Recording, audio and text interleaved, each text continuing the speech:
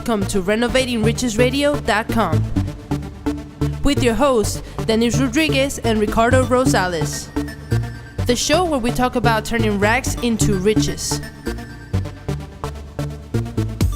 We are not responsible if this is not work for you. Read the fine print only. Do not believe a word we say. Results may vary depending on how much self-education and due diligence you do. This is only for the action takers and serves as entertainment.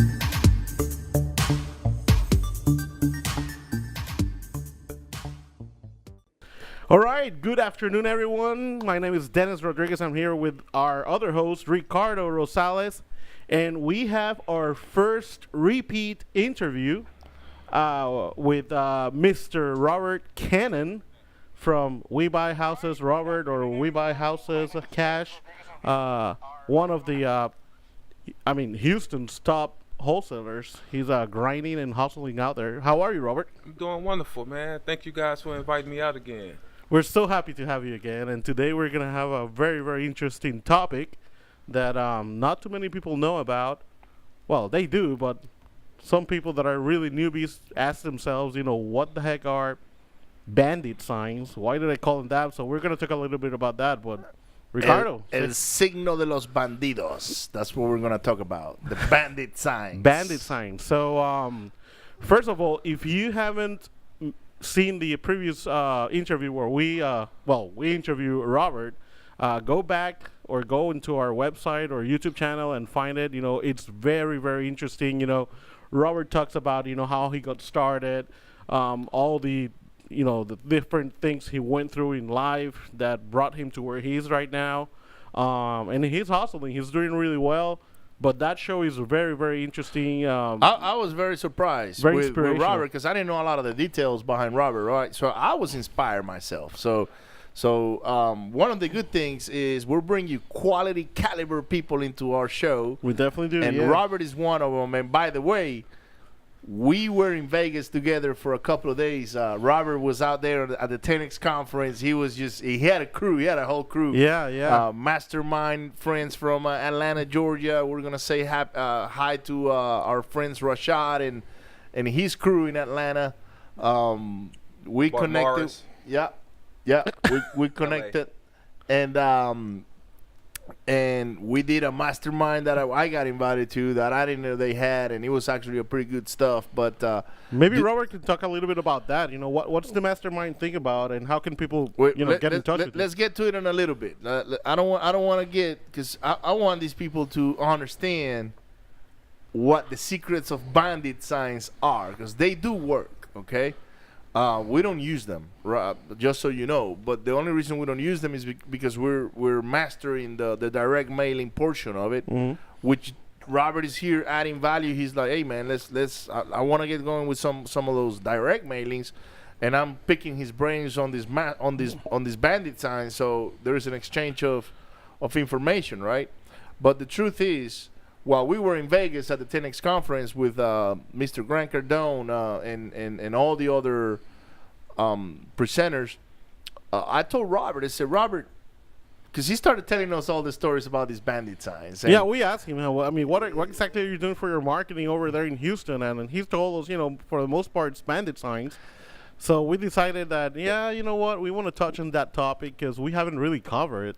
Yeah, we never covered it. We just say that you can do it. You can go to a corner, stick it into it, or post it on like we did it. We used to post them with a big stapler thing on the telephone poles. On the telephone poles, but we're not the experts on bandit signs. Let's have Robert explain to us exactly. First of all, Robert, this is one of your marketing venues. This is one of the tools you use to market yourself. Absolutely. Find motivated sellers. Absolutely. So to people that don't know anything, let's start with what is a bandit sign? A bandit sign is a coroplast sign. It can be white or yellow, and you can find those at local places where people sell signs or banners and things like that. So it's just a regular plastic, big rectangle sign. I use small and big ones. I have one here I'm going to show people, but I'm going to show the white side because we're going to talk about, a little bit later, we're going to talk about how not to do bandit signs, and this is the example, but let me show it to you on the white side. This is it, right?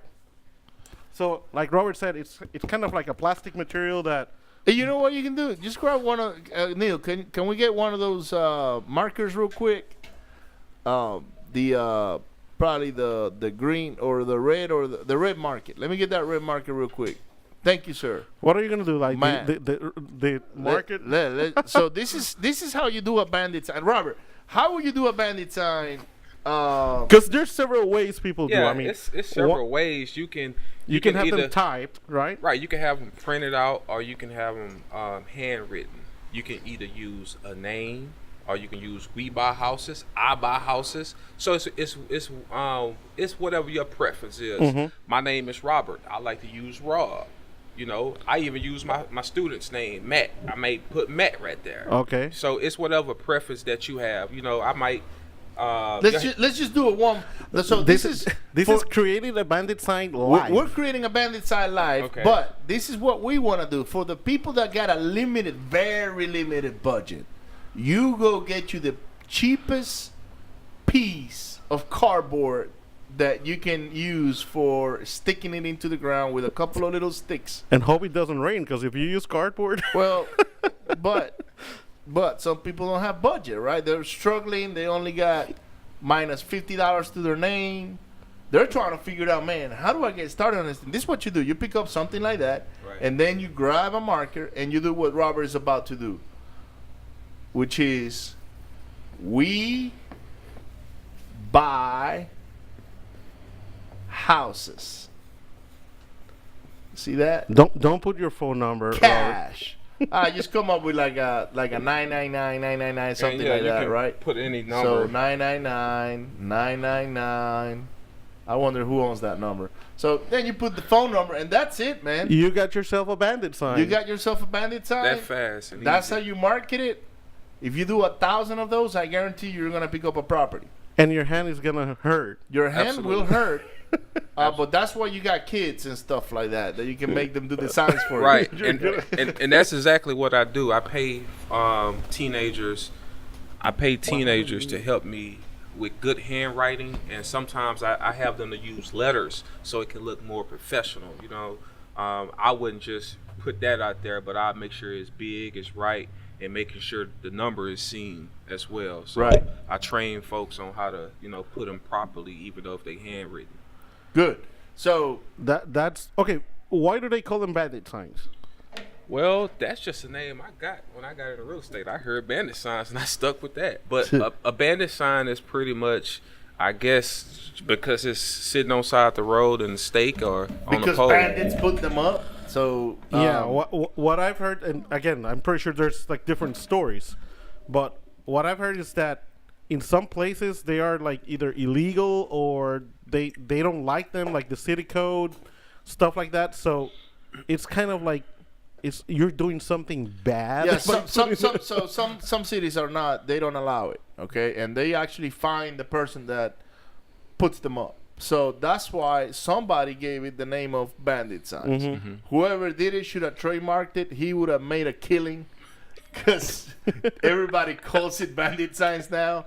But unfortunately they didn't. So now we all call it a bandit sign, and everybody buys bandit signs, but that person is not collecting royalties. So if you're out there and you invented this name, man, you're missing out. Absolutely. So you said that you train your guys on how to write it. First of all, it has to be a legible handwrite. If you're gonna handwrite them, make sure it's legible, because remember, you're gonna be putting these at intersections, by side of the road, so people are driving by, not necessarily stop at a traffic light and have time to read it. So it has to be something that they can read real quick. Very simple message, and very big font, so they can see it while they're driving or they're at a distance. Correct. Right, correct. So where do you normally put these signs, and do you do it yourself, or you have people that work with you that put them in? Great question. I started off putting them out myself. Okay. That you walk. So that's what I call walking the talking. He's not gonna go tell his students now to go put them up when he didn't do it himself. Yeah, do something Right. that you have done yourself. Right. Right, absolutely. That's how you get the best experience to be able to train people. Right. So I put them out a lot of times myself. I put out 2 100, 200 signs a night myself. It took me some hours, but I did. I was able to figure out the destinations and the marketing, not being in competition with other wholesalers or investors, people that's putting signs out. So, And do you normally put them in the ground with a stake, or you nail them or stapler to like telephone poles? well, I do both. You do both? I Okay. always was trained to do both because, you got people that will take your signs down so they can put their sign up. Right. But if you stapling your sign and putting enough of them in there, they don't got time to be trying to snap. That's too much energy. I see. Yeah. And on that topic, let me give people a little tip here. And I'm pretty sure you know this, but can you give hand me the sign again? Okay. When you're gonna order them online, some places ask if you want the flutes horizontal or vertical, right? And what does that mean is that if you were able to look at the sign up close, in this one, the flutes, which is like kind of like the veins that run through the plastic, on this sign they run horizontal. Well, if you're gonna stick them in the ground, you need to put a stake Absolutely. here in order to stick them in the ground. So any sign that's gonna go in the ground in a stake, you need to order them with vertical flutes so you can insert the stake. Now, if you're gonna put them in telephone poles, you're better off ordering them with horizontal flutes, because that way when you staple it to the telephone pole and the wind blows, it's harder to bend the sign if it's horizontal. If you do vertical, it's very easy to bend it, see? Absolutely. So there you go. That's my free advice or tip of the day. Make sure you order Wow. Yeah, vertical flutes if you're gonna stake them, horizontal flutes if you're gonna See, staple them. that's why it's good to have an engineer on your team, because No, he 'cause can, some he can people- think about all that stuff. I've seen it. I've seen it in so many forums. What's the difference between vertical and horizontal flutes? And that is the difference. It depends if you're gonna put them in a stake in the ground or hang them in the telephone pole. Hey Neil, so why can't I hear myself again? There's Yeah, our producer is playing with the Me. I can mixer over there. I can hear them, but I cannot hear myself. So, anyways, So that's a good tip, man. it is a good tip. That's smart. So Yeah. So you might that- have learned something new Absolutely. today, right? Absolutely. So I yeah, don't- if you're gonna put them in the pole, order with the horizontal flutes. It's gonna be harder for the wind to bend them. So, what's the difference between handwriting them versus having them print? I mean, is there really, in terms of the response, is there really a difference? Have you noticed? Absolutely, and that's a good question. I've been doing Bandit signs since I first entered this business, right? So my budget allowed me to be able to do the handwritten signs. So I got to master those, and I was putting them out in other areas, but the way I was getting the most calls was from the lower demographic areas. Because it's a psychology, people are able to relate because they feel like they dealing with one person or somebody from, from the community or something like that. Because if I tested out that if I put printed signs in the lower demographic areas, folks think that's more of a commercial person or company. The big company putting Absolutely, out signs. absolutely, and that's the difference. Because I do both, printed and handwritten. And handwritten get me more calls from the lower demographic areas, so where houses might be under 100,000 or under 75,000. Oh, I see. Okay. Yeah, it makes sense. Yeah, it's all about psychology. So, it's kind of funny because we use the same psychology in our letters, right? But we don't really think about demographics anymore. We just think about the subconscious mind and how people can relate to it.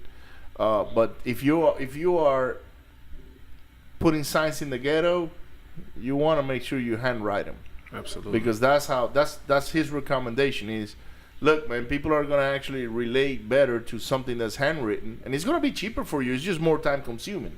Absolutely. You're going to be hours in there just writing them down, but Or having someone do it. but at the end of the day, I would tell people, just go do yourself first, put your hand in it, put your signature in it, make it ugly or something that people can relate to, and because what we really want to see is people having good results and success, right? So that's the whole reason why we're doing this, and we brought Robert to share his experience about Bandit signs, because he's really mastered these Bandit signs, in his areas.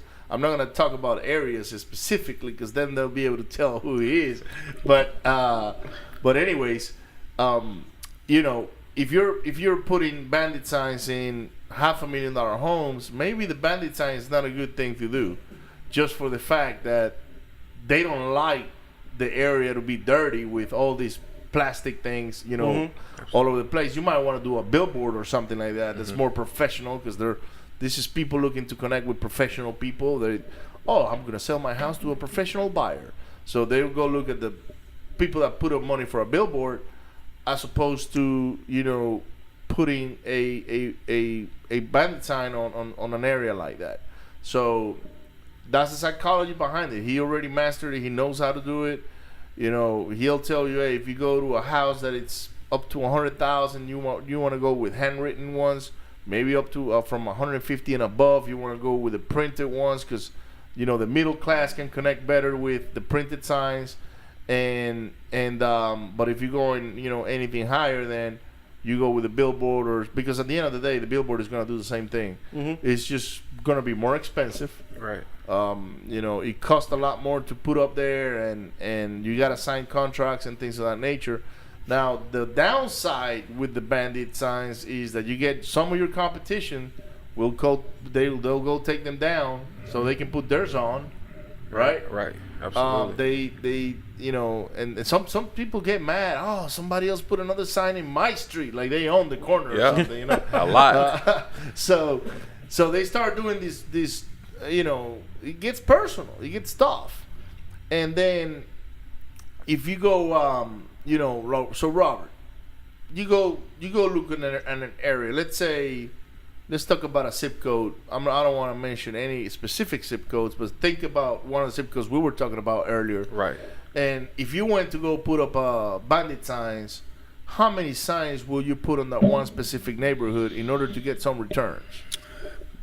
With me, as far as like, I like to dominate, you know, certain areas, and where I'm personally buying myself, I go over the top. So personally, in one of those zip codes, I'm gonna do at least like 200 as far as a night.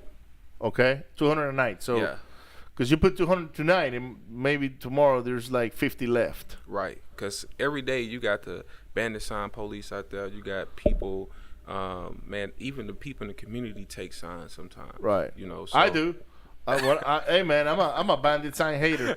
I'm going to my house, and I saw a bunch of little bandit signs about not buying houses, but it's about Sprinkler termite systems. this, sprinkler. I was like, man, this thing makes my neighborhood look ugly. I'm taking them off, you know. So just so you know. There you go. If you're a sprinkler guy or termite guy, and someone's taking your signs, I'm not gonna say where, but They look like me. you know what?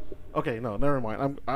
We'll wait that for a little bit. But now, before we go into like what are the pros and the cons, if there's someone that's brand new and they're taking notes, you mentioned that you go out at night to hang these signs. Absolutely. Why? I think it's pretty obvious, but again, let's think that someone out there doesn't know the difference. So why you go at night and hang them? I go at night because it's less traffic, because you're able to really not be around all the traffic. You know what I'm saying? That's for two. Then you don't got a lot of people in your business, because sometimes, as I used to put out signs at the daytime, the city is still working. So you want to go after hours when the city is off, because at 5, at 5 is when the city get off, and sometimes you got people that alert the police. Okay. You know, I've been called the police on a lot of times. I used to put signs all down Westheimer, and people literally called the police on me while I was out putting out signs. So, you know, I just figured the nighttime was more or less headache to deal with folks, and you're able to just get them out there and keep going. Yeah, I've heard also that, you know, in some places people recommend that you hang them like on Friday nights, because then you got the entire weekend where the CDP employees are not working, and you're at least going to have a chance that your sign is going to last at least 2 days, right? You got Saturday and Sunday, and then Monday morning they come and go work in the, you know, the public works in the city, and they normally start taking them down. But at least it gave you exposure for 2 or 3 days, you know, depending on, you know, what time of the day, Friday, you hang them. So, but you do like all day every day of the week you're Yes. out there? Well, not 5 days a week. We dominate more sign. Like, see, I got a strategy how I do my signs. You know what I'm saying? I put more signs in a day towards like Wednesday, Thursday, and Friday, right? Because I see. know that I have a more chance. If I dominate and put, a lot of signs Wednesday, Thursday, and Friday, the city can't be everywhere. So my process is Monday, Tuesdays, and sometimes Wednesdays. My guys are putting more signs on poles. I have more chances of my signs still being out there. Oh, okay. I see. And then Thursday and Fridays, and you put the yard Yes, ones. yes. Okay. Thursday and Fridays, they really just dominate and put more signs because I got close to Friday and the city is off, so I got a better chance with my signs staying out there. All right. Now, I want to talk a little bit about what not to put in a sign. And I got a very good example here. But I don't know if that's right because we've got leads of those signs. Yeah, but What we were trying to accomplish with these signs was do something different. yeah. But can I show it? Yeah. All right. Absolutely. This is a sign we did long time ago. And the reason I say this is not the way to do it is because one, our website is there. Robert is laughing because we did what, some people consider everything wrong. Second thing, our real phone number was there. So guess what? It's very easy for the city to find out who the heck is hanging these signs. And we did get a call or several calls from I'm not going to mention cities. It was outside of the Houston area. But when you do a sign, like Robert was saying, just be very generic with your what you put in there, right? Right. And as far as the phone number, are you going to put your real phone number, or what do you do for that? Well, starting out, if you're just starting out and you budgeting yourself, you want to get you a Google number. Hook up a Google number and something that's not associating with you, because the city have found a lot of folks I know off their Google number. Mm-hmm. And once the city gets in your business, they document your number. So now if you place those signs anywhere else, now they're going to threaten you with fines. So Okay. they got some type of system that they can look you up, and I don't know how they do that. So I created a email with not my name associated and none of that stuff. Made up a name and that's how I was putting my Google numbers on different signs until I was able to build myself up and start using my systems, what I got now. Okay. All right. So, The evolution of the wholesaler. Number one, you go as cheap as you can, because most wholesalers are trying to say, not most wholesalers, but most people getting into wholesaling are trying to save money or not spend too much because they don't have enough. Right. Right? So the evolution is, number one, you go write him down by hand. You get you a Google number. It's free. So shout out to Google Absolutely. for being wholesaler friendly. and number two, you get you the cheapest piece of cardboard you can go get, or on this case, plastic sign or whatever, and you get something that can write very thick, like our markers. Now the markers are very expensive, so I would not suggest you get these markers because these are pilot markers. These things are for training and things of that like that. So they are they're gonna cost you an arm and a leg. So but you can get a Sharpie. There's get you a Sharpie that's really thick. or something like that. You put up your own sign. Then you go in the evening.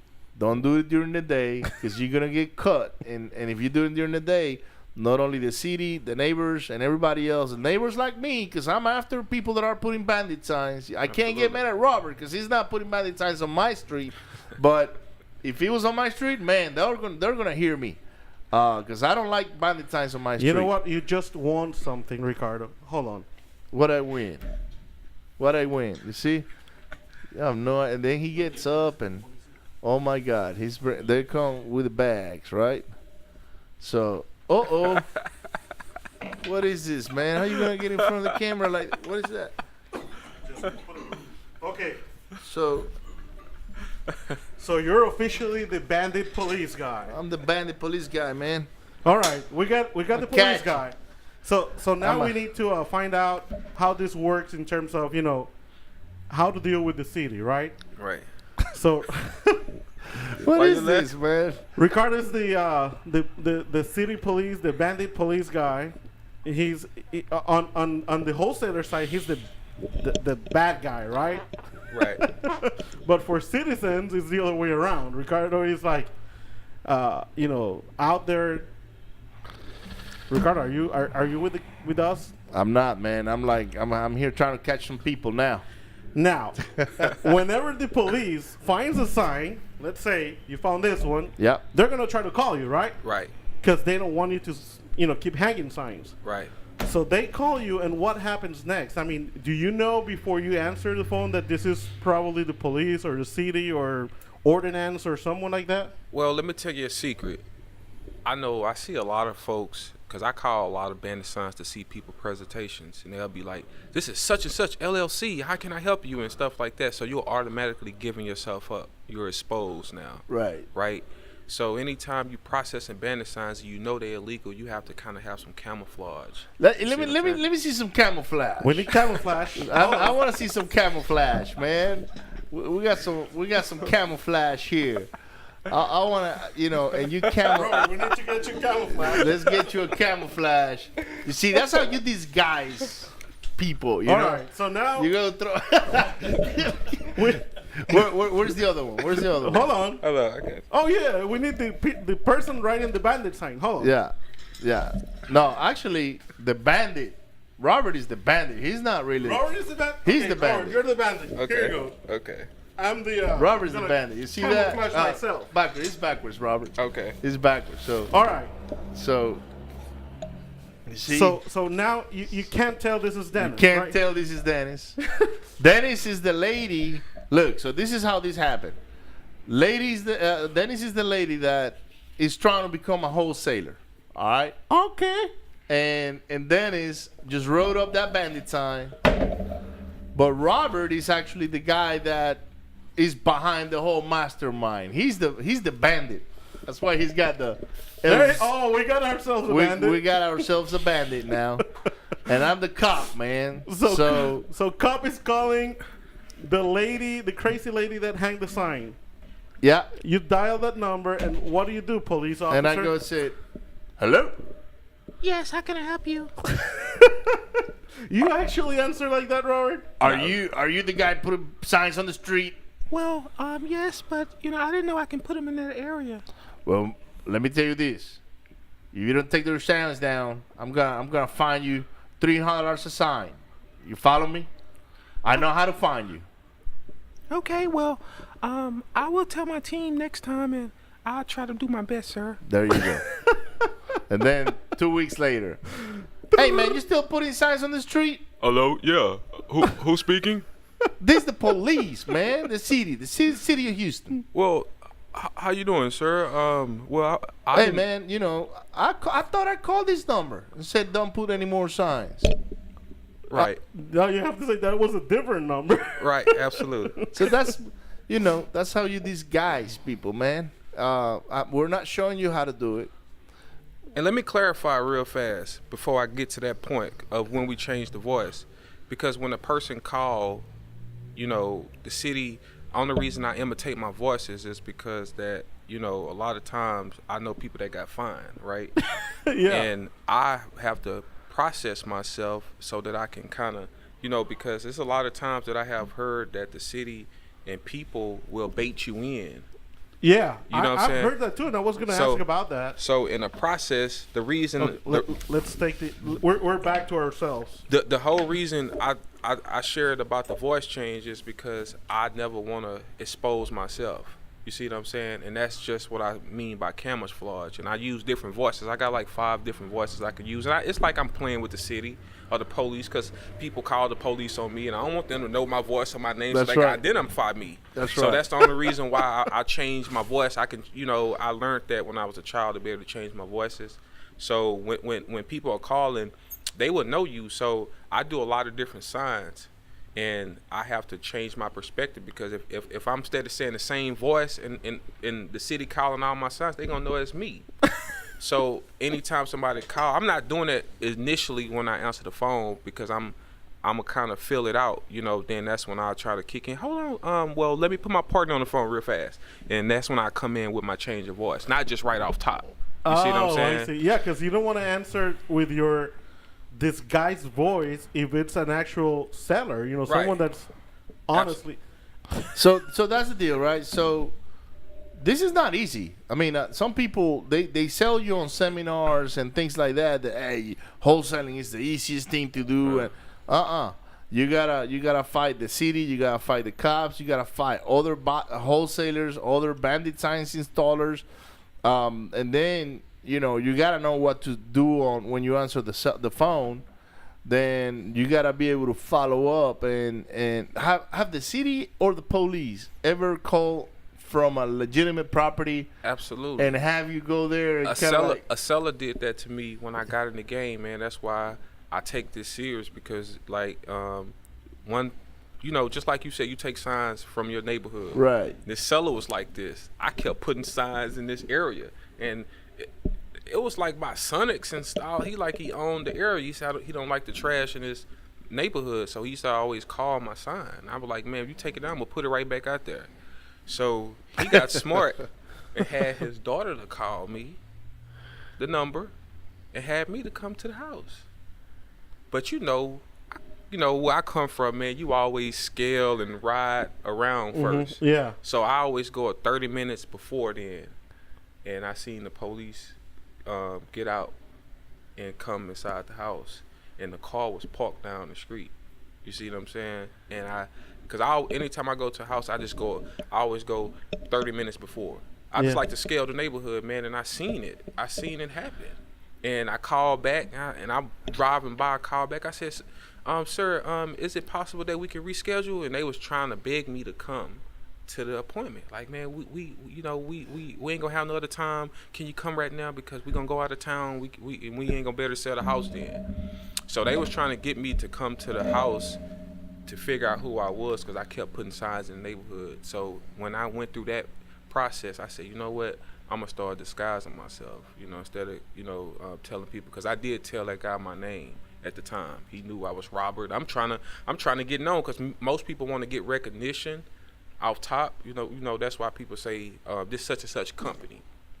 And if you're using bandit signs, they're gonna automatically log you in, because the city, when they called on several of my signs, they say, I called you before, because they log you in. And she said, man, I called you 2 months ago with this number. I'm going to find you when I see you, and those fines, they find you on each sign.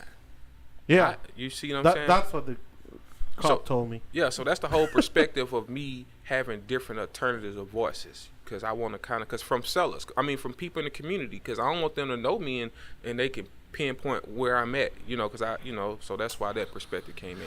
So you didn't show up to that house, and what happened afterwards? Did they call back again, try to reschedule you in and all that? They kept calling, and I just didn't answer that call no more. But that happened on several other instances in my career as well, that people have called literally the police, and you can't get in trouble. And one time I just wanted to find out the process. Because I said, I know I'm doing good. I'm not doing anything illegal. You know what I'm saying? As far as working, I know the signs is probably not supposed to be there, but I had went through the process one time, because when I was putting out signs before, an officer stopped me and said, hey, don't put no signs out. You know what I'm saying? So I really wanted to see what was the consequences. Is this something that I can go to jail from? But he was just he patrolled that area. He said, man, people be telling me you be putting these signs out, but you got to do what you got to do. Yeah. So it's really no process to that from the police side. They were just trying to catch me to see who I was. That's all it was. Now let's get technical a little bit. So if you put 1,000 bandit signs, right, in a week, right, how many calls do you get from those bandit signs? Man, I get so many calls, man. I get seller calls, investor calls, owner finance calls, and mixed in with people that want to learn real estate. So man, I'm averaging, at least in a week, man, I'm getting like 30 calls, 25, 30 calls. So that's 30%. I mean, 3%. 3%, 2 to 3% return on calls from Bandit signs. That's good. That's very good. That's super good. Because of how I orchestrate my marketing, is down to the T. It's detail. I know where they at, and I'm broad. You know what I'm saying? So I'm putting them. And how I place them is how I get a lot of calls, because it's psychology. Like I told you guys, I do a lot into the lower demographics, and I do middle class, and I do every intersection, every freeway mostly, and so those calls, and I use traffic count maps to kind of put them in those high perspective areas where I know a lot of cars are going to be riding by. You see, this is a lot more than just placing a Bandit sign, right? He's looking into the traffic count. He's looking into the area. He's looking into what kind of corner he's putting his sign. There's a lot of thinking behind this. It's just not some, putting your information on a sign and go sticking it up and hoping you get calls and now, now you're good. No. There's a lot of thinking about where you're gonna place the strategies. Did I find a place where the police or the city is not bothering as much, and maybe you want to milk that place for a long time? So, man, I love this. And now we know stats, which is 2 to 3% calls.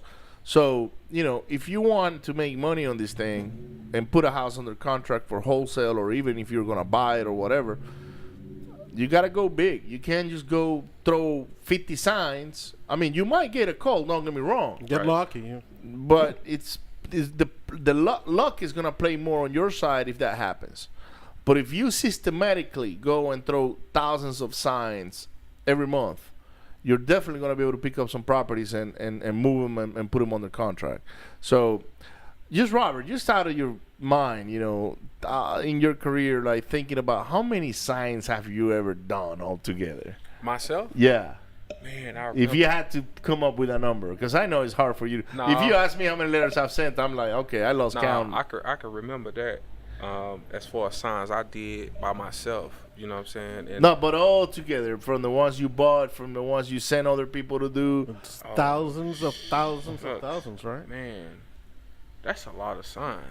God, just to think about it, I'm glad you expanded my mind, because I'm going to go back and try to backtrack, because I can find all my receipts and stuff like that, see how many signs I bought. You know what I'm saying? You buy them online, or you find a local hardware store what is it, printing business that sell the signs? I got I got several locations where I get them from. It just, I try to, use my influence on different people. Okay. But I got, I use a place called Resupply. That's where I get the all white ones from. Okay. I buy a pallet of 2,500, so I get a deal. And the printed ones, that's where I'm buying the majority of them at. You know what I'm saying? Because I like to hit a lot of these intersections of where, I'm going to find the type of mindset people I'm looking for. Yeah. So it's just, for me, I like to buy in bulk because I get a deal. You know what I'm saying? And my strategy is consistency of how you guys do the letters. You got to keep putting them out. Even though if I'm not making no money, I got to keep my guys going, because I need a solid team to keep going. Good deal. So we cover how you do a Bandit sign, how you put the Bandit sign, how you talk to the police you officer. disguise the city or the police. And by any means, we're not encouraging you to do this. We're just showing you what Robert has done, okay? I actually got called by the police once. I spoke to them, and I said, yes, sir, I'm on my way, and I went and took all the signs down. Exactly. See, people like that, I'm not going to do that. Yeah. You see, they intimidated you, and that's why I changed my voice. I didn't get intimidated. The issue at the time was that I did have a lot of property under contract that I was buying in the city itself. Okay. So I said, do I really want to get the city on, because they know how they can get me with permits and things of that nature. So I was like, I'm just going to go take them down, because I don't want to risk all the rehabs that we're about to start. Right. But if I was wholesaling, they would have never seen me around. Okay, so, but at the time I was trying to, because they already knew who we were. That was the other thing. So we were trying just to protect our image, and that's how we learned that was the wrong way to do a Bandit sign. Because next time we're gonna do the yellow and black or whatever. Not put websites. Do not put an actual phone number that can be tracked to you. And the reason we did this is because we wanted to do something different. We were like, let's just do something. And we did pick up some houses out of those signs. So they were not a waste of money. You know, at the end of the day, we put, I think it was 2,000. Yes. We put 2,000 signs, and I guarantee we picked up at least 3 or 4 houses. Those signs paid for themselves over and over again, especially with the last one we just did. That came from a Bandit. We haven't placed a Bandit sign in at least over 6 or 7 months. Wow. And this week we picked up a house from a Bandit sign. I mean, tell me But that. these are different because what we do now is we put the Bandit sign on our properties. Every time we buy a property, we put a sign in the yard in front saying, like, such and such bought this property. And people call up, you know, like the neighbors call up of that sign saying, hey, you bought this property at this neighborhood. We have another one that's similar that we want to sell. So it's our property. No one's going to call us saying you need to remove it because, again, we already own the house. We can do whatever. What's the cost of a Bandit sign? If you were going to get started, maybe like buy 100 Bandit signs or something, how much money will you put into, you know, if somebody call you and say, Robert, I wanna do about 100 Bandit signs. How much would it cost that person to do that, roughly? Okay, well, first, you know, you want to start off with Bandit signs and stakes. Right. You know, because a lot of people ain't gonna have a lot of execution points to put the poles. Right. To do the poles, so that's gonna frustrate you because now you got to work harder. You got to find poles in certain areas. So I recommend if you're gonna start off to buy you 100 Bandit signs and 100 stakes. And I haven't bought a small amount of in a long time, so I think right now, because I buy in bulk, I think right now you're gonna be looking at probably around $250 or $300 or something with the stakes. Right. Hold on, 50. No, that's less than that. We're around $200, man. I'm saying. Okay. Yeah. So you can invest $200 for about 100 Bandit signs with the stakes, and then whatever time they're gonna put in these Bandit signs, which is 200 100 in one day. Right. Or one night. Absolutely. You can make it happen. And you know what? If you're trying to date a woman and you want to make her laugh, just go pick her up and have her help you put Bandit signs and make it, you know, see you. I did that. Make it full of yourself. You see, I mean, this is like-minded individuals, right? He's like, we're going to the movies? No, we're going to do something Can more you exciting. drive for me? Absolutely. Can you drive for me? You're going to see something funny. And she's like, what are you doing? This is how I make my money, baby. Yes. Boom. You know? Really? You make money off of that? Yes, I do. Ricardo and I mean, this is a story. Ricardo and I went to hang Bandit signs once. I think it was a Saturday or Sunday. Yeah. During the day. We borrowed a truck because we didn't. My truck was busy. Dennis didn't have a truck, and we're like, man, we got 2,000 Bandit signs, and we're like, what do we do? Let's just call somebody with a truck. So we borrowed somebody's truck. Yeah. You're right. I remember now. So we borrowed a pickup truck, and the first sign took me like 1 minute to hang. I mean, then by the end of the day, it was taking me 15 seconds, 20 seconds to hang the signs. It was like literally, even before he stopped the truck, I was already out. Right. Got the stapler, put the sign, and got then in the car. it became a competition because we started.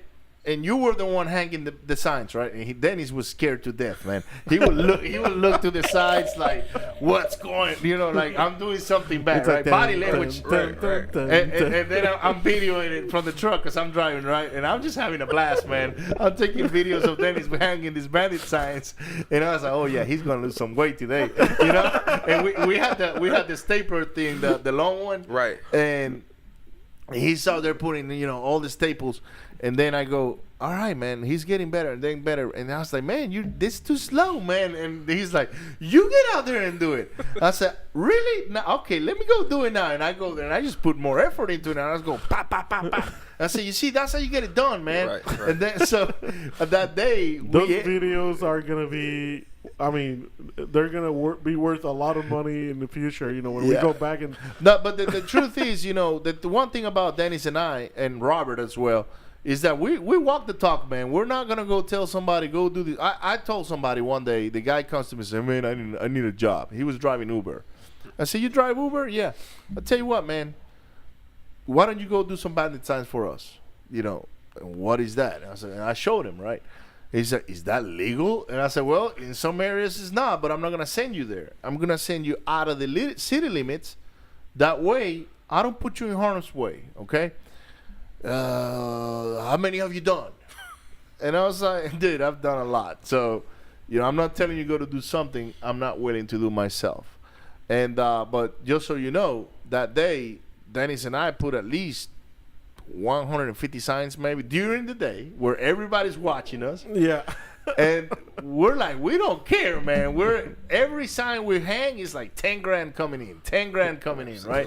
And you go, and the sound is actually good. Pop, pop, pop, And then you look at us like, man, if the wind blows, is that thing gonna stay there or not? All right, let me go hit it a couple of times more, But we had a blast, and I think we rode around from like 8 o'clock in the morning all the way to like 7 in the evening.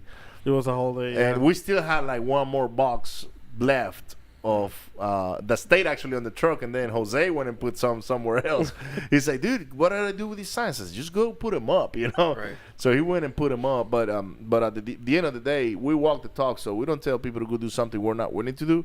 We just changed our strategy a little bit from Bandit signs to direct mailing because we could cover a lot more areas without having to physically go there and do this thing. Right. But it is the easiest way to get started in wholesaling is by doing Bandit signs. We might go do some in the future. We're not sure yet on maybe what. Now that Robert gave us some nuggets, we got some good ideas to pick up from. Hell, we may even do some JVs with Robert to go get some of his guys. Absolutely. To post some of ours and some of his, and we'll share the wealth. But anyways, Bandit signs, 2 to 3% return on calls. The thing is, those Bandit signs do not stay there for too long. So you have to systemize it. You have to systemize it. The beginning, you're gonna have to hustle. But then later on, you can start like Robert does. He's got people that on his team that go put him up. They'll go and do the negotiations, and he's a master negotiator on these things. Anyways, but that's how you get started in this business, basically. Now, if you're more sophisticated, or you got more money, then you go into the direct mailing portion of it, which is either postcards or yellow letters.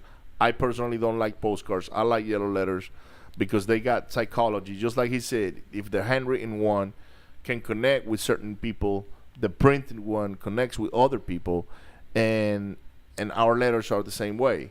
Which, by the way, this episode is sponsored by directmailout.com. Go to directmailout.com. You're going to get letters for 75 cents out the door with the stamp. And our letters got the good quality. Like, when people get it, they touch it, and they're like, man, we've gotten calls saying, I don't know why I call you, because I get 200 of these every month, but I pick yours. And it's because of our material and our message in our letters. And you're going to have to tune in for the next episode to learn more about letters. But going back to Robert. So, Robert, now you mastered the Bandit sign game. You mastered the disguising, the whole 9 yards. You're doing a lot of deals. You're doing very well. You're now teaching other people. Right. How does that work? Well, in the perspective to share the process, I pretty much put them into it. Instead of, I have them to market for people that want to come on the team to put out signs. I teach them how to do maps to kind of market area. So I teach them how to do the process, and I give them some work to do instead of just me doing it. So in order to teach other people, and we train all our people together. So anytime they bring on some new people, I go out there with them. We all go together to train them, so it could be a repeated process. So now they have a systemized plan on how to start from square one. You know what I'm saying? So once you build a team, because eventually you can only do so many by yourself. Yeah. And just to share to everybody, off my third deal, off a Bandit sign, I never forget, I made $10,000. There Wow. you go. That's amazing. Most people in the U.S. make an average of about $30,000 a year, if that, a year, working a 48-hour job. Robert went and put some of these things, and on his third deal, he made 10 grand. And I'm pretty sure, what's the highest assignment you've made of a Bandit sign? Off a Bandit sign, man, like 55,000. 55,000. So That's amazing. 55. We're about to do one for 72. Yeah, and that's off a Bandit sign that came off somebody else's yard because. So bandit signs do work, people. They work. Absolutely. They work. I love bandit signs. But let's meet. Robert came here today with two of his he came with Matt and Bailey. Come on, Matt and Bailey. So let's see. Come on, guys. How we can? I wanna get you on the microphone real quick. Bring your chairs. Become part of the process here with us. That way, actually, just stay there in the middle, Robert. But they can squeeze in the middle here. Can squeeze it. That's good. That's Okay. fine. Go ahead, Bailey. We need to share a microphone. We'll share microphones. They don't need that. They all they gotta do is get close to the mic. Okay, get close to the mic. So I want to ask you both a question. First of all, who's Matt and who's Bailey for the people that I'm Bailey. That's Matt. You see, he already playing it up for the cops, in the city. That's he's part like, of the disguise. he's like, I'm Matt, and Matt's looking like. that tells you how good. That's a good one. How good Robert's training is that they forget their names. Look, man, I'm gonna have to get with Robert. We're gonna start selling some training because I'm liking this thing, man. He trains them so well they don't even say their name right. So, anyways, Bailey and Matt. So, what got you guys into real estate? Why real estate? Why wholesaling? Why do bandit signs? Why go to Robert and say, hey, man, can you share some knowledge? Can you share the wealth? What was it? For me, how I met Robert, it was really through laws of attraction. I had just went to a real estate meeting, and I actually met him there, and he came up to me. And I don't know, I guess he just seen something in me. Some of you will have to ask him, but he just seen me, and he just knew I wanted it. And why real estate? Why do you say, okay, I'm going to go do some real estate, and I don't know, is it money? Is it wealth? Is it... It's all those things at once. It's so many reasons why I chose that. Financial freedom, one thing. It's an indestructible business. I love that. Yeah, Indestructible business. There you go. Yeah. Because even if he gets destroyed by a hurricane or an earthquake or fire, it's going to get built back up. Right. And this business is one of those that'll always be here no matter what. Everybody going to need a house, and you could help people. Just all kind of reasons why I just chose this. It was just seemed like it was just something for me. Cool. How about you, Matt? Well, I always wanted to get into real estate. I like the cash flow aspect of it. I like being able to help people. So I want my time. I want my time to be free so I can help people. So I always like that aspect of it. So I've been looking at real estate for a long time, and then I was looking, and I learned about wholesaling on YouTube and stuff like that. Then I had a professor. I went to PV. I graduated from PV.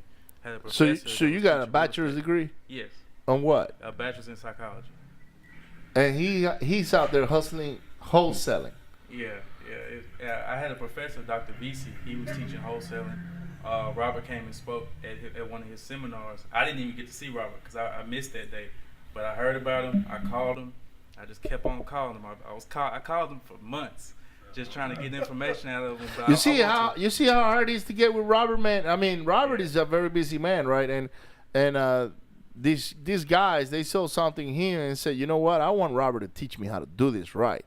And today, they're sitting here basically talking to our audience on why they got in it and what got it to them and the struggles to get with Robert for Robert to teach them how to do it. And it doesn't mean that you guys are going to struggle getting in touch with Robert by any means.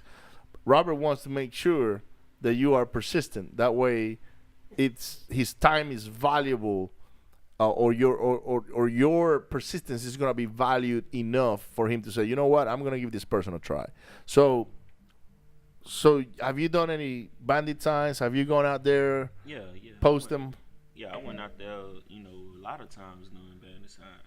All right. How about you, man? Yes, I've done bandit signs. Really, how I got started with my marketing was I was just putting notes on doors, just saying I want to buy this house. I'll pay cash. And just door hangers. Yeah, it was just little sticky notes, big pink sticky notes, putting them on doors, and I was actually getting calls. That's how I was getting my first appointments.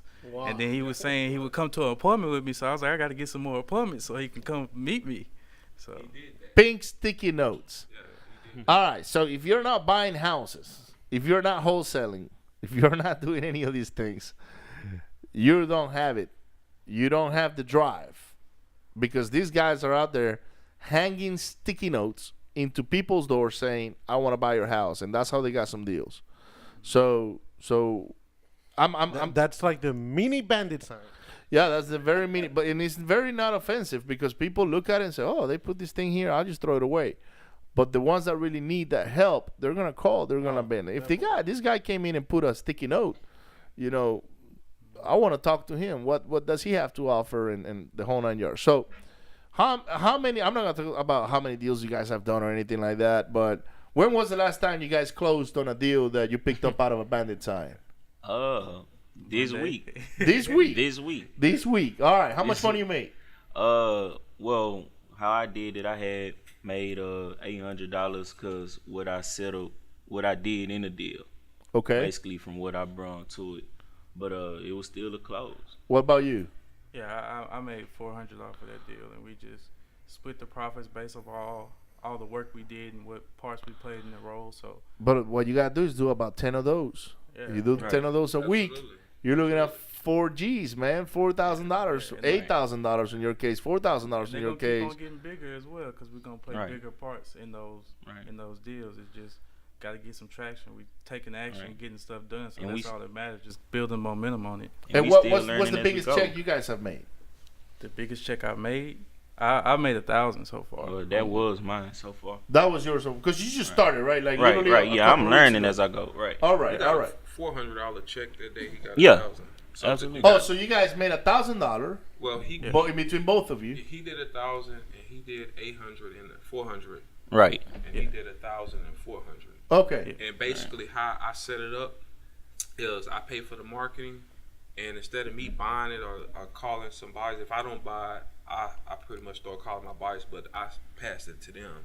And based off the structure, that's how we do the percentage. Yeah, that was the percentage. It's the same thing we do. So they are sort of like acquisitions and dispositions in our case. Right. Which is about the same thing. If we would have wholesaled a deal that was 10,000, that's probably what they would have made. Yeah, it was a $4,000 deal, and they made good money. That's 30%. And let me show that. And I went up just so they could get value. And let me share this with people.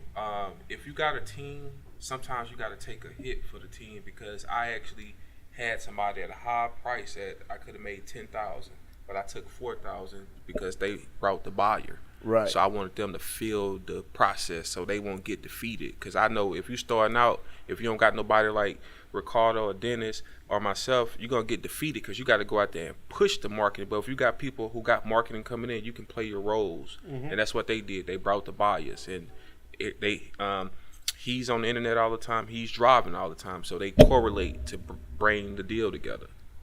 Cool, man. Well, it's nice to meet you guys. I appreciate you sharing your experience. I'm pretty sure you got a bright future ahead of you in this real estate business, and especially with having a mentor like Robert, because he's the real deal. He's not, he walks the talk. He puts his money where his mouth is, and you're going to be doing the same, because you're going to be able to mirror the same thing he's doing. But anyways, I think it's been a good show today, Dennis. Thank you for the props. Yeah, it was fun.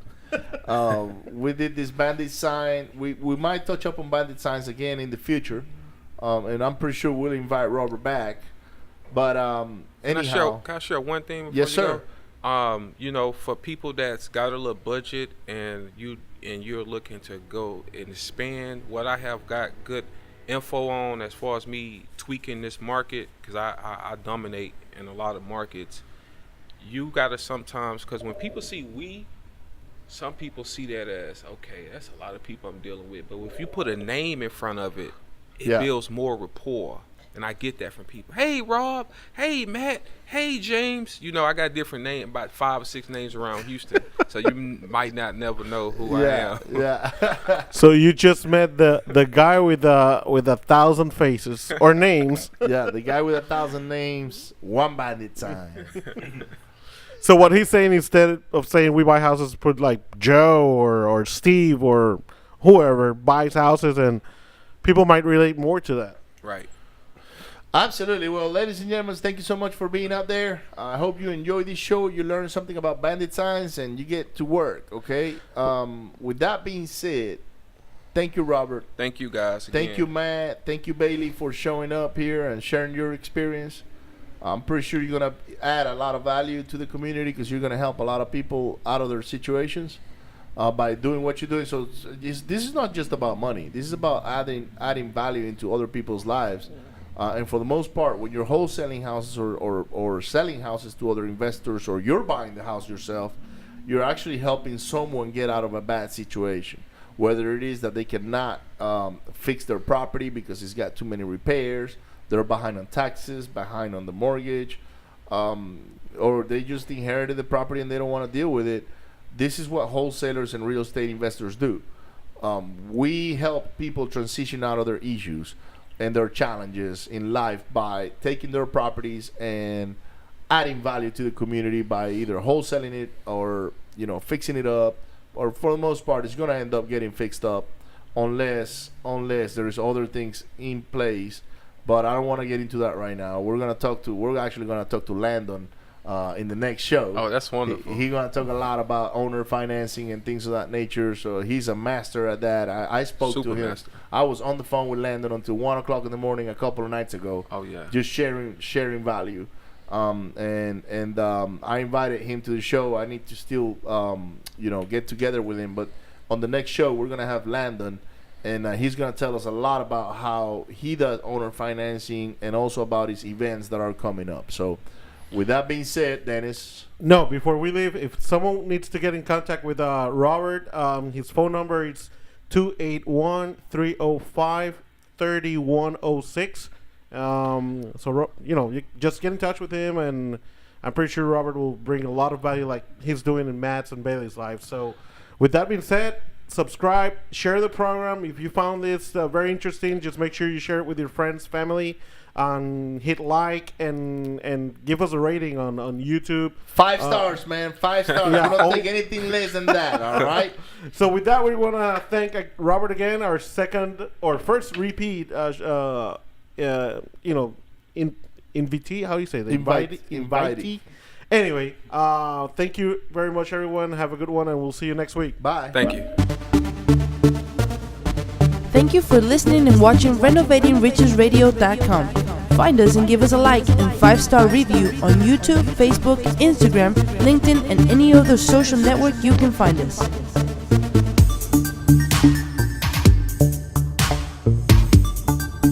RenovatingRichesRadio.com.